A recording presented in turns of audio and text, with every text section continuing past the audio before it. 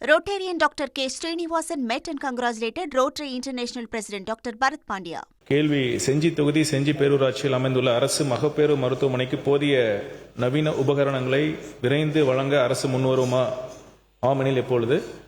கேள்விக்கான பதில் நிச்சயம் வழங்குவதற்கான அனைத்து முயற்சிகளும் நம்ம அரசு மேற்கொண்டு வருகிறது. விழுப்புரம் மாவட்டம் செஞ்சி அரசு வட்ட மருத்துவமனை 106 படுக்கை வசதிகளுடன் செயல்பட்டு வருகிறது. செஞ்சி அரசு வட்ட மருத்துவமனைக்கு 17 மருத்துவர் பணியிடங்கள் ஒப்பளிக்கப்பட்டு 17 மருத்துவர்கள் பணிபுரிந்து வருகின்றனர். 18 செவிலியர் பணியிடங்கள் ஒப்பளிக்கப்பட்டு 18 செவிலியர்களும் பணிபுரிந்து வருகின்றனர்.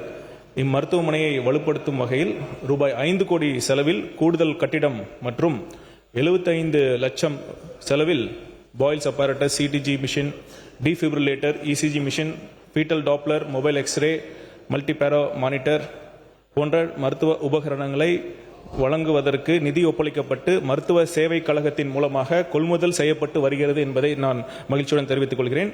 மேலும் மருத்துவ பயனாளர்களின் நலன் கருதி இம்மருத்துவமனைக்கு சியாம் கருவி மற்றும் அனஸ்தீசியா ஒர்க் ஸ்டேஷன் போன்ற நவீன மருத்துவ உபகரணங்களையும் விரைவில் வழங்குவதற்கான நடவடிக்கைகளும் மேற்கொள்ளப்பட்டு வருகிறது என்பதையும் மகிழ்ச்சியுடன் தெரிவித்துக் கொள்கிறேன். மாண்புமிகு கணேஷ்குமார். மாண்புமிகு பேரவைத் தலைவர் அவர்களே, முதலில் நான் மாண்புமிகு அமைச்சர்களுக்கு நன்றி சொல்வதற்கு கடமைப்பட்டு இருக்கின்றேன். ஏனென்றால் இந்த கேள்வி நான் சட்டமன்ற உறுப்பினரான முதல் கூட்டத்தொடரிலே எழுப்பினேன். அப்பொழுது என் மனதில் இருந்தது என்னவென்று சொன்னால், கடந்த ஆட்சி காலத்தில் ஒரு நல்ல மகப்பேறுக்கென்று ஒரு தனி கட்டிடம் கட்டப்பட்டு அந்த ஆபரேஷன் தியேட்டர் நடைமுறைக்கு வராமல் இருந்தது. அதற்கு பிறகு நம்முடைய நீர்வளத்துறை அமைச்சர் மதிப்புக்கு மரியாதைக்குரிய அண்ணன் ஆனந்தன் அவர்கள் ரிவ்யூ மீட்டிங் வந்தபொழுது அவரிடம் ஒரே ஒரு கோரிக்கை தான் வைத்தேன்.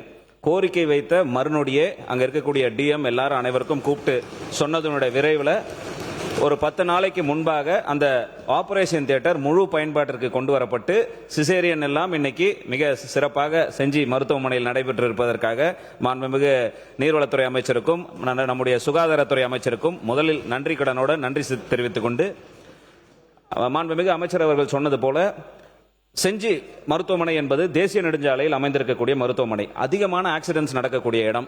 ஆர்த்தோ ஆபரேஷன்ஸ் என்பது நிறைய, அதனால 2 ஆர்த்தோ பொசிஷன்ஸ் போடப்பட்டு நிறைய அறுவை சிகிச்சைகள் நடைபெற்று வருகிறது. அந்த ஆர்த்தோ ஆபரேஷன்ஸுக்கு தேவையான அந்த சியாம் கருவி என்பது மிக விரைவில் வழங்குவதற்கு மாண்புமிகு அமைச்சர் அவர்கள் முன்வர வேண்டும். அதே போல் அனஸ்தீசியா ஒர்க் ஸ்டேஷன் அது மட்டும் ஏதோ இன்னும் கொள்முதல் லிஸ்ட்ல இல்லைன்னு சொல்லிட்டு எனக்கு மெடிக்கல் ஆஃபீஸர் மூலியமாக தெரிய வந்தது. ஏன்னா அந்த அனஸ்தீசியா ஒர்க் ஸ்டேஷன் நம்ம சிசேரியன் ஆபரேஷன் போன்ற விஷயங்களுக்கு எல்லாம் ரொம்ப மிக அவசியமாக இருக்கிறது.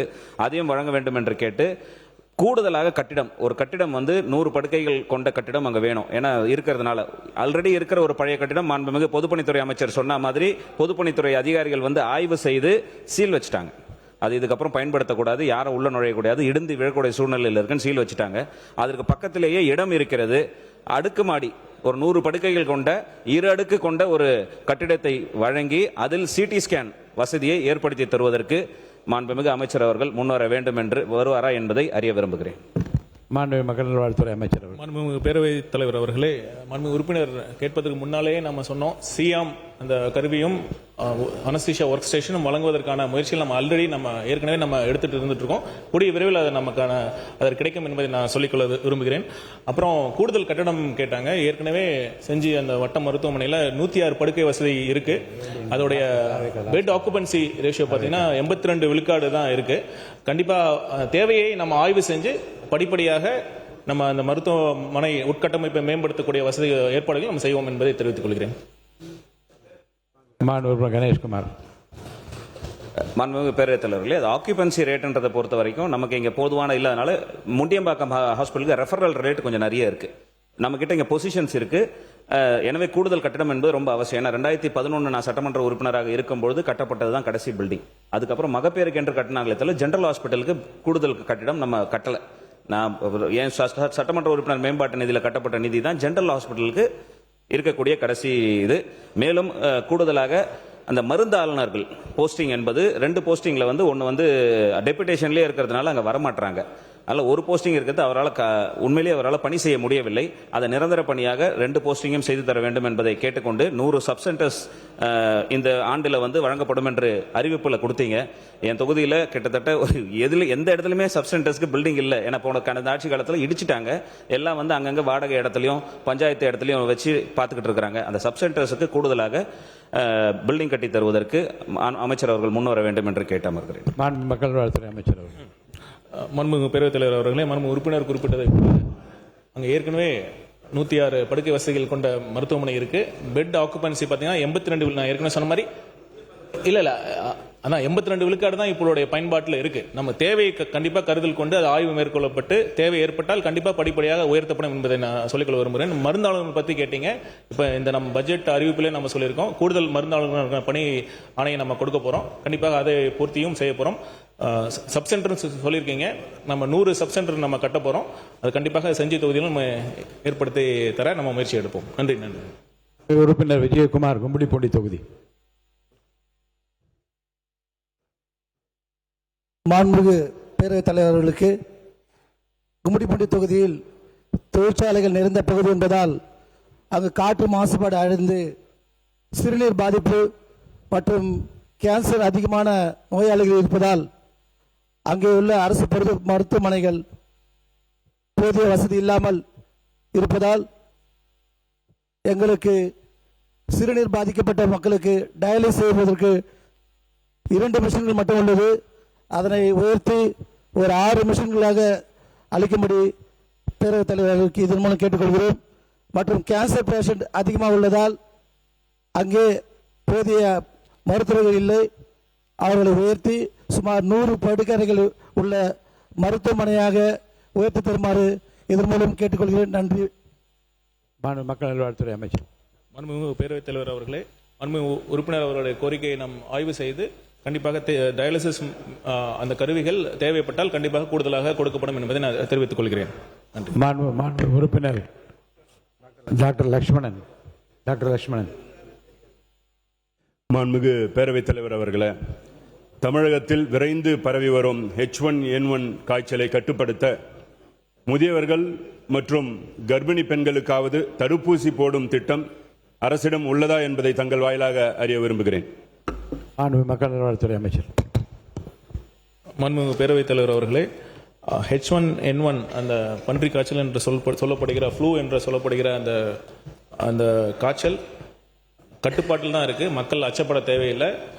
பார்த்தீங்கன்னா சென்ற ஆண்டில் பார்த்தீங்கன்னா முதல் 4 மாதங்களில் அதிகமாக இருந்தது. ஜனவரி, பிப்ரவரி, மார்ச், ஏப்ரல். இந்த ஆண்டு மே, ஜூன், ஜூலை, ஆகஸ்ட்ல கொஞ்சம் அதிகமாக இருக்கு. இருந்தாலும் அது கட்டுக்குள்ள தான் இருக்கு. நம்ம தொடர்ந்து நம்ம கண்காணிப்புல தான் இருக்கோம்.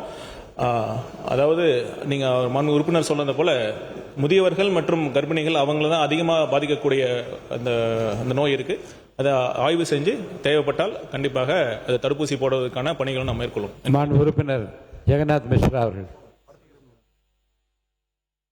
மாண்புமிகு பேரவைத் தலைவர் அவர்களே, 2 மாதத்தில் எனது கோரிக்கையான இயக்குனர் இமயம் பாரதி ராஜா அவர்களுக்கு அவர் பிறந்த மண் தேனியிலே சுமார் 2.5 கோடி ரூபாய் மணிமண்டபம் கட்டித்தரப்படும் என அறிவித்த கேள்வி நேரத்தில் கேள்வி எந்த சப்ஜெக்ட்ல கேட்கணுமோ அதை கேளுங்க. சரிங்க. கம்பம் சட்டமன்ற தொகுதி வெள்ளையமாபுரம் அரசு கல்லர் பள்ளியில் உண்டு உறைவிட பள்ளியில் கூடுதல் வகுப்பறையும் மாண்பு உறுப்பினர் விடுதி ஹெல்த் டிபார்ட்மெண்ட்ல கேள்வி கேட்டிருக்கேன். அது குறித்து ஏதாவது உங்க தொகுதியை குறித்து மருத்துவமனையில் பிரச்சனை அதை மட்டும் கேளுங்க. மற்ற கேள்விகள் இடமில்லை. மாண்பு உறுப்பினர் கல்லானை. மாண்புமிகு பேரவைத் தலைவர் அவர்களே, புதூர் மற்றும் செல்லூரில் வந்து கம்யூனிட்டி ஹெல்த் சென்டர் உயர்த்தி கொடுத்ததற்கு தமிழக முதல்வருக்கும் அமைச்சருக்கும் நன்றி தெரிவிச்சுக்கிறேன். அதில் இன்னொரு வேண்டுகோள் என்னன்னா, நம்மளோட அந்த செல்லூரில் இருக்கிறதுல மருத்துவ பணியாளர்கள் மற்றும் செவிலியர்கள் பற்றாக்குறை இருக்கு. அதே நேரத்தில் உள்கட்டமைப்பு வசதிகளையும் கொஞ்சம் ஏற்படுத்தி தரணும். மழை நேரங்களில் அது ரொம்ப பாதிக்கப்படுற பகுதியாக இருக்கு. எனவே அமைச்சர் அவர்கள் அதை கவனத்தில் கொண்டு அங்கே பிரசவம் நடைபெறுவதற்கும் ஏதுவாக அனைத்து வசதிகளும் செய்து தருமாறு உங்கள் வாயிலாக கேட்டுக்கொள்கிறேன். நன்றி. மக்கள் நல்வாழ்வுத்துறை அமைச்சர். மன்மு பேரவைத் தலைவர் அவர்களே, கூடுதல் செவிலியர் கேட்டிருக்காங்க. நம்ம இந்த புதிதாக 1300 செவிலியர்களை நம்ம ஒப்பந்த அடிப்படையில் நம்ம அப்பாயின்ட் பண்ண போகிறோம். கண்டிப்பாக அங்கே தேவையை கருத்தில் கொண்டு நம்ம அப்பாயின்ட் பண்ணுவோம் என்பதை தெரிவித்துக் கொள்கிறேன். மாண்பு உறுப்பினர் சபரி ஐங்கரன் அவர்கள்.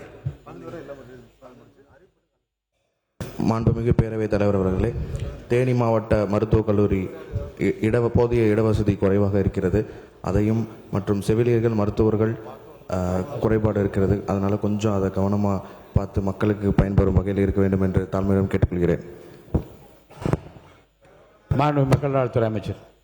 மாண்புமிகு பேரவைத் தலைவர் அவர்களே, மாண்புமிகு உறுப்பினர் கேட்டுக்கொண்டார். இந்த தொகுதி மட்டுமல்ல, அனைத்து தொகுதிகளுக்கும் நம்ம விரிவான ஆய்வை நம்ம மேற்கொள்ளவிருக்கிறோம்.